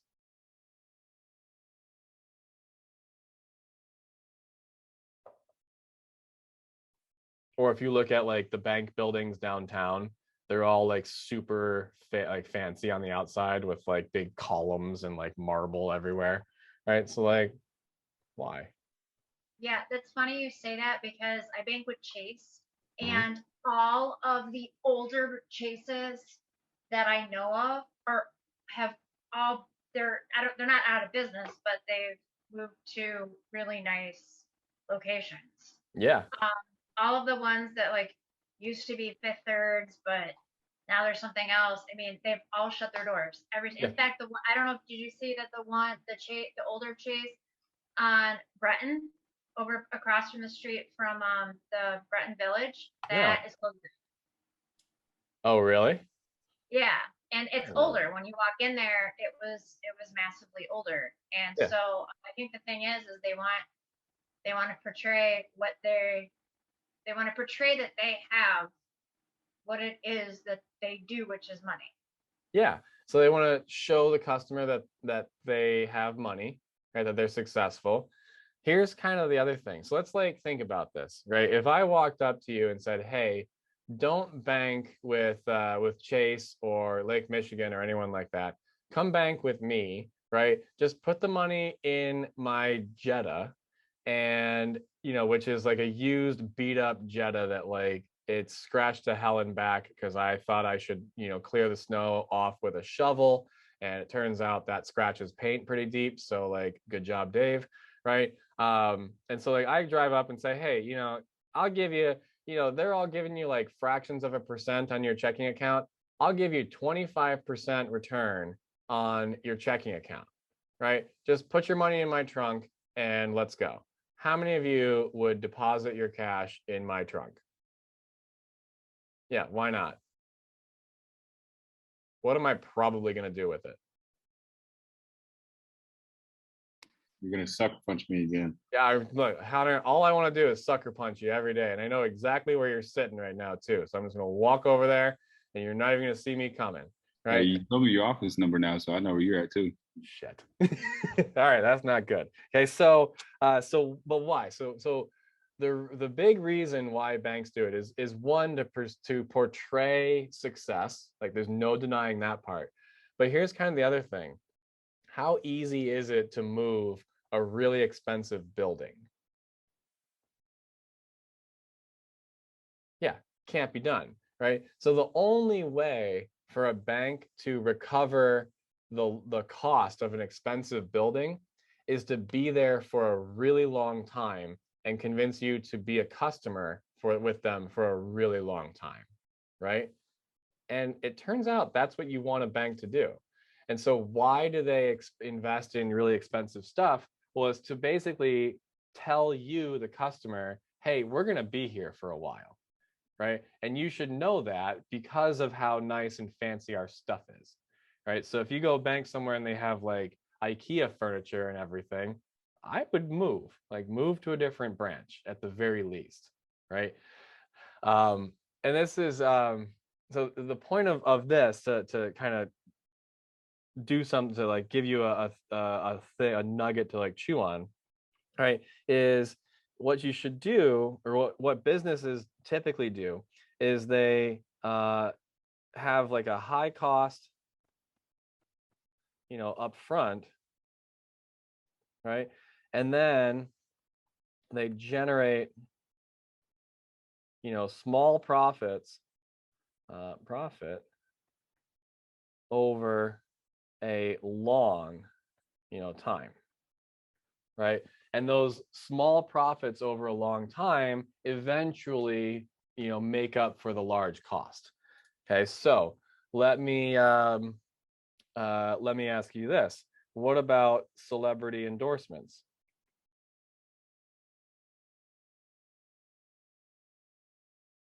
Right? why do companies have celebrity endorsements? So Steph Curry apparently uses Degree deodorant. Cool. Why? Like, why do I care that Steph Curry, like what deodorant he wears? Right? Or, back in the day, well, not back in the day, still does. It's Roger Federer, right? The superstar tennis player. He shaves with Gillette razors. Cool, right? George Foreman makes a grill. Good for him, right? Why do we care? Why do you care what a celebrity does?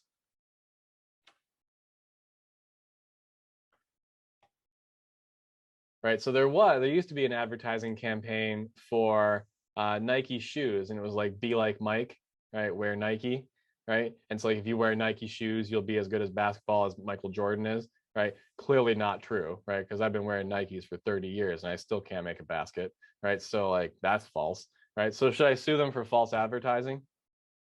Clearly, right? So I doubt that anyone actually believed that if I wear Nike shoes, I'll be as good as Michael Jordan, right? Like there's just no way anyone over the age of 7 actually thinks that's true, right? And so, but why? Why would Nike sign, Michael Jordan to a lifetime multi-million-dollar contract? Because he's an influencer. He could be, right? So there's some of that kind of stuff. Let me ask you this: do you think it's cheap to have a celebrity endorse your product? Okay, so let's think about this in the same way we think about the bank, right? Remember we talked about banks, build expensive looking buildings, not just expensive looking, but expensive buildings, right? They have expensive furniture, all that kind of stuff. And the idea there, right, is they're spending a high cost up front and getting a low profit, over a long period of time, right? So why celebrity endorsements?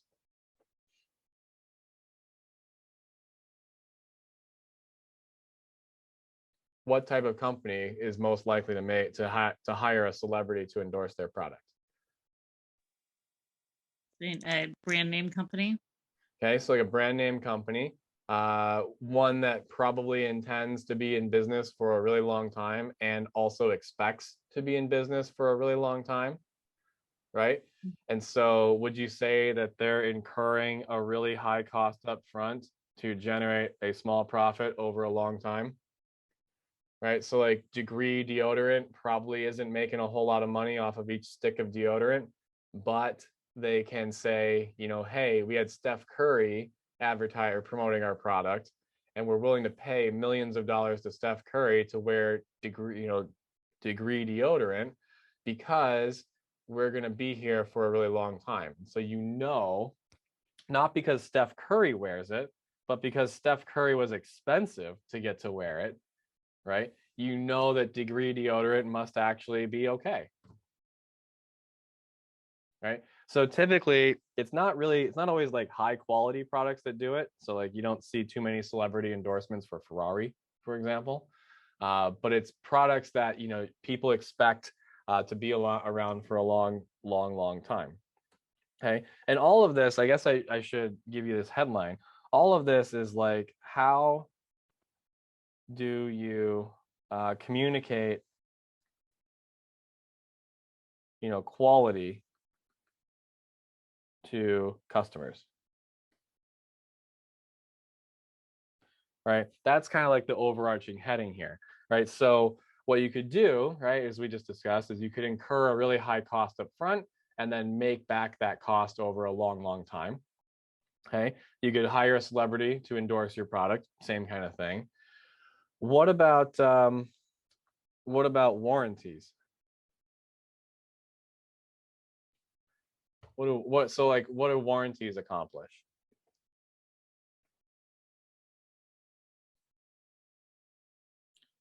It helps ensure the customer that even if the product does stops working, the manufacturer can guarantee that will replace it. Yeah, right. So like if product breaks,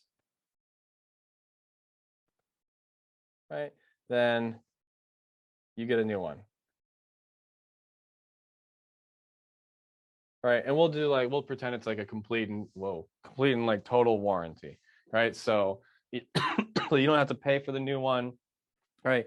You just walk into the store, give them the broken thing, and as long as it's not like you smashed it with a hammer, they give you a new one, right? So like if you have Apple Care, right, and you like hit your phone with a hammer in front of the store employee, they're not going to give you a new one, right? But like if you drop it and it cracks or whatever, and you paid for the Apple Care or whatever, they'll replace the screen for like $20 or whatever, right? So let's think about this. What company, or like when do you think warranties are the most likely to be offered?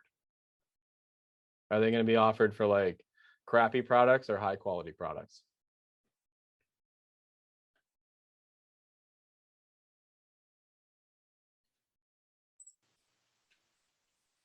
Higher quality, Yeah, why higher quality? because it would be really expensive to have to repair every poorly made product. Yeah, right. So this is kind of the cool thing. So in economics, we call this a signal, right? And what it does is it provides information, okay? And a warranty in this context is only costly if the customer has to use it, right? And so like if the customer never has to file a warranty, complaint or like claim, right? And let's say it's like an expensive product, right? Well, if they never have to file a warranty claim, right, then the most generous of warranties actually costs you nothing, right? If the product literally cannot break, like if you've made it such high quality that it will never break, then you can offer a free warranty, and it could be like the most generous thing ever, and it's not going to cost you anything. But if you're offering a crappy product and it's breaking all the time, and you've offered a warranty, well, now all of a sudden you're constantly shipping out new products. You're receiving broken, damaged products. You have to inspect them, blah, blah, blah. You got to keep track of whose warranty is expired, all that stuff, right? And then, those costs add up. So warranties are typically associated with very high quality products, precisely because they cost nothing. Does that kind of make sense? Right? And you never see a warranty on like a low quality product because the company itself knows the damn thing's going to break, right? So you don't see a warranty on like a light bulb, right? Because we know they're going to burn out, right? But you do see warranties being offered, on like fitness devices, right? So if you have one of the like a fancy fitness watch, or something that's used in some sort of a rigorous way, right? Typically that thing is built to withstand, impact, all kinds of stuff like that, right? And what ends up happening is the product is strong enough to do it. And so you get a warranty that says, hey, if this thing breaks, we'll replace it. And the company offers it knowing that they're basically not going to have to replace like any of them at all. Right? Does that kind of make sense? Okay. All right. This is so here's kind of the crazy thing. No, we don't need to do that. Okay. So, all right. I think we've got enough for tonight. My voice is dying pretty hard. So, and I'm out of water. So, let's call it there. So I'm going to stop recording.